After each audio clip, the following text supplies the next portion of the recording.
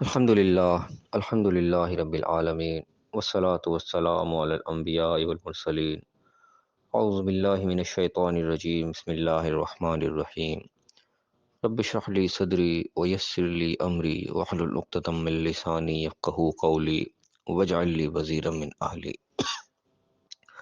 محترم سامعین، السلام علیکم ورحمۃ اللہ وبرکاتہ۔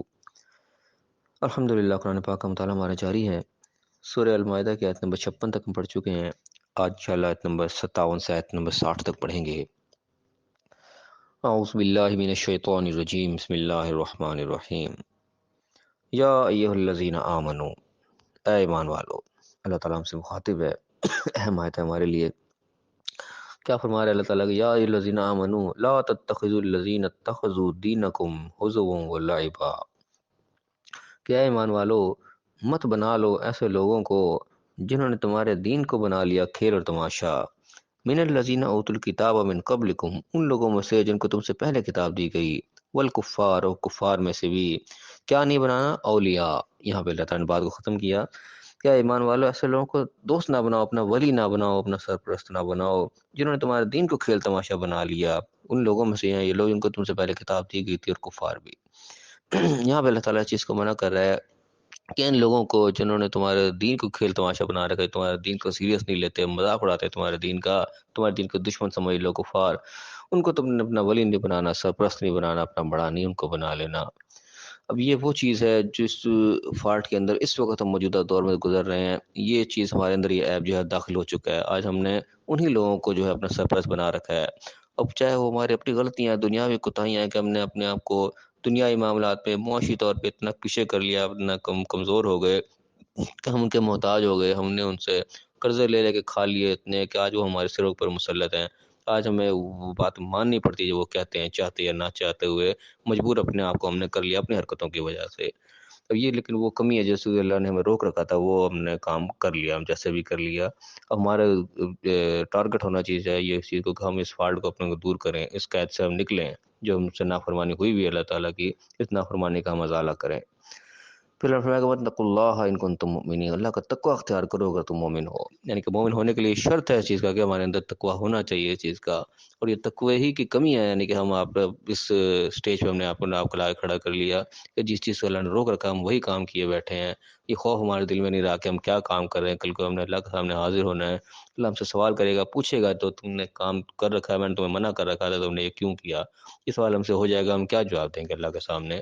یہ تقوی کی انسان کی کمزوری ہوتی ہے کہ انسان اس طرف چل پڑتا ہے جس چیز سے روکا گیا ہوتا ہے۔ تو اللہ تعالیٰ کہہ رہے کہ واتقوا اللہ، اللہ کا تقوی اختیار کرو تو ان کنتم مومنین، اگر تم مومن ہو۔ نہیں تقوی اختیار کیا کہ اگر تم مومن نہیں ہو، پھر اللہ کے کاغذوں میں مومن نہیں ہو۔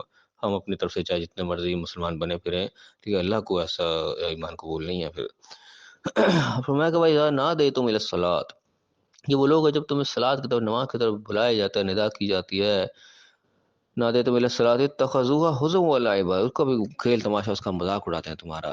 یہ یعنی کہ اب اس دور کی بات ہو رہی ہے جب کہ چند مسلمان تھے، ابھی لوگوں اس طرف نہیں رہا۔ تم جس دور میں رہنے، نمازی ہر طرف موجود ہیں، مسلمان ملک کے اندر رہ رہے ہیں، ہمیں اس چیز کا احساس نہیں ہوتا، لیکن وہاں اس دور میں ہم امیجن کریں جب ہر طرف کفار ہی کفار تھے، اللہ کے نافرمان لوگ موجود تھے۔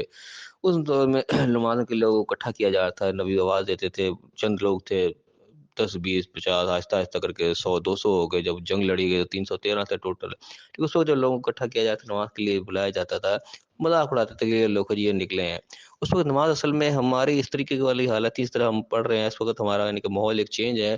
اس وقت یعنی کہ یہ لوگ جو تھے یہ خالی ایک مسجد کے نمازی نہیں تھے، یہ ہم ذہن میں رکھیں کہ یہ میدان جنگ کے فوجی بھی یہی تھے۔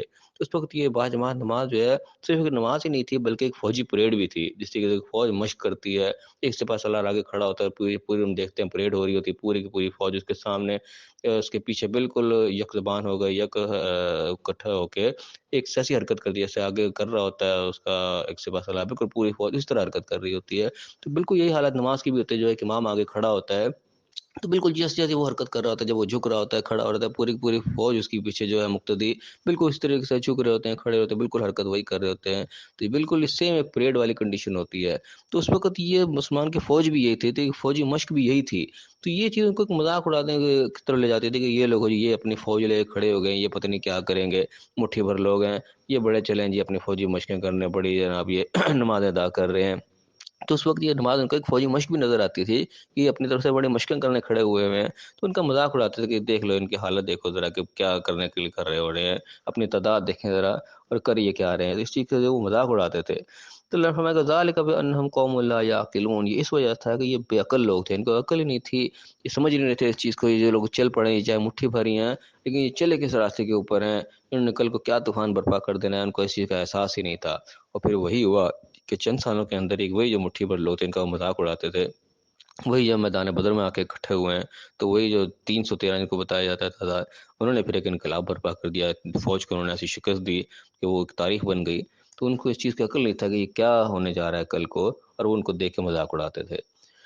اگلا نے فرمایا کہ کل کہہ دو یا اہل کتاب، اے کتاب والو، اے اہل کتاب، حل تنقمون منا، تم کس چیز کا انتقام لیتے ہو ہم سے، کیا چیز تمہاری تمہیں ہماری بری لگتی ہے؟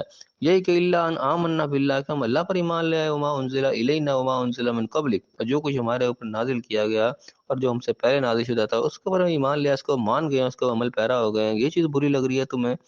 وَأَنَّ أَكْثَرَكُمْ فَاسِقُونَ، تم میں سے اکثر ہیں ہی فاسق، یعنی کہ کوئی ہم نئی چیز نہیں کھڑے ہو گئے لے کے، یہ تو پہلے سے نازل شدہ چیز ہے، اللہ نے پہلے سے یہی دین نازل کر رکھا ہے، تم اس سے ہٹے ہوئے ہو، ہم اس کو مان گئے ہیں کہ اس پہ عمل پیرا ہو گئے ہیں، تو یہ چیز ہماری کھل رہی ہے، یہ چیز تمہیں ہماری بری لگے تو ہم سے انتقام لے رہے ہو۔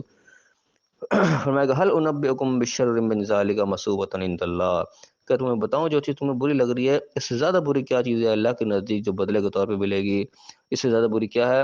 من لعنہ اللہ، جس پر اللہ نے لعنت کر دی، اللہ کی رحمت سے دور ہو گیا، یہ اس سے زیادہ بری چیز ہے جو تم برا سمجھ رہے ہو۔ وغضب علیہ، اس کے اوپر غضب ہو گیا اللہ کا۔ وجعل منهم القردۃ والخنازیر، ان میں سے لوگوں کو پھر بندر بنا دیا گیا، خنزیر بنا گیا، وہ عبد الطاغوت، اور انہیں طاغوت کی پرستی شروع کر دی، یعنی کہ یہ اس سے زیادہ بری چیز ہے، اس پہ اللہ کی لعنت پڑے گی۔ اللہ کی لعنت کس میں پڑتی ہے؟ اللہ تعالیٰ نے مختلف انداز میں بتایا ہے، اللہ تعالیٰ کہتے ہیں من لعنہم اللہ بکفرہم، کہ اللہ نے ان کے کفر کے سبب ان پر لعنت کر دی۔ تو یہ کفر ہوتا ہے انسان کا، انسان جب انکار کرنا شروع ہو جاتا ہے اللہ کے آیات کا، اللہ کی نشانیوں کا، اللہ کے احکامات کا جب انکار کر جاتا ہے تو یہ چیز اللہ کی طرف سے بھی لعنت کا سبب بنتی ہے، اللہ کے غضب کا بھی، غصے کا سبب بنتی ہے، کہ اللہ تعالیٰ کے غصے کا ایک اظہار ہوتا ہے کہ انسان پہ لعنت پڑ جائے، اس کے رحمت سے وہ دور ہو جائے، اس سے پھر وہ ہدایت بھی چھین جاتی ہے، اس سے اللہ کی رحمتیں دور ہو جاتی ہیں۔ پھر وجہ وہی ہوتی ہے کہ انسان اس سے پہلے کفر کر چکا ہوتا ہے، انکار کر چکا ہوتا ہے اللہ کی نشانیوں کا، اللہ کے احکامات کو چھوڑ ٹھکرا چکا ہوتا ہے، اور کیا ہوتا ہے وہ عبادت طاغوت، پھر وہ طاغوت کی پرستش میں لگ جاتا ہے، اللہ کے مقابلے پہ جو ہستیاں کھڑی ہو جاتی ہیں، اللہ کا حکم کچھ ہے، اس کے مقابلے کچھ اور حکم دینا شروع ہو جاتے ہیں، کچھ اور لالچ دینا شروع کر دیتے ہیں، اور انسان اللہ کی غلامی کو چھوڑ کے ان کی غلامی میں پڑ جاتا ہے، اللہ کے احکام کو چھوڑ کے ان کے حکموں کو ماننا شروع کر دیتا ہے۔ یہ اللہ کی طرف سے بھی لعنت کا سبب بنتی ہے یہ چیز۔ اولئک شر مکانا واضل عن سواء السبیل، یہ ہے وہ جن کا ٹھکانہ بہت برا ہوگا اور یہ سیدھے راستے سے بہت دور بھٹک گئے۔ پھر یعنی ایسے لوگ جو اللہ کے احکامات چھوڑے کسی اور کی غلامی میں لگ جاتے ہیں وہ پھر سیدھے راستے سے بہت دور بھٹک جاتے ہیں، پھر سیدھا راستہ ان کو پھر نصیب نہیں ہوتا۔ اللہ تعالیٰ میں سمجھنے کی توفیق عطا فرمائی، یہ آیات اللہ تعالیٰ نے ہمیں مخاطب کر کے ارشاد فرمائی ہیں، ہمارے لیے اس کے اندر نشانیاں ہیں، ہمارے لیے وہ چیزیں ہیں جو کہ ہمارے اندر فالٹ پڑ چکے ہیں، تو اللہ تعالیٰ میں سمجھنے کی توفیق عطا فرمائے، جو چیز اللہ نے پر واضح کی ہے اس کو ہمیں سمجھ کر اپنی غلطیوں کو دور کرنے کی توفیق عطا فرمائے، جو احکامات اللہ نے ہمیں دیے اس کے مطابق اپنی زندگی گزارنے کی توفیق عطا فرمائے، اور دنیا اور آخرت دونوں جگہ کامیاب فرمائے، آمین۔ وآخر دعوانا ان الحمد للہ رب العالمین۔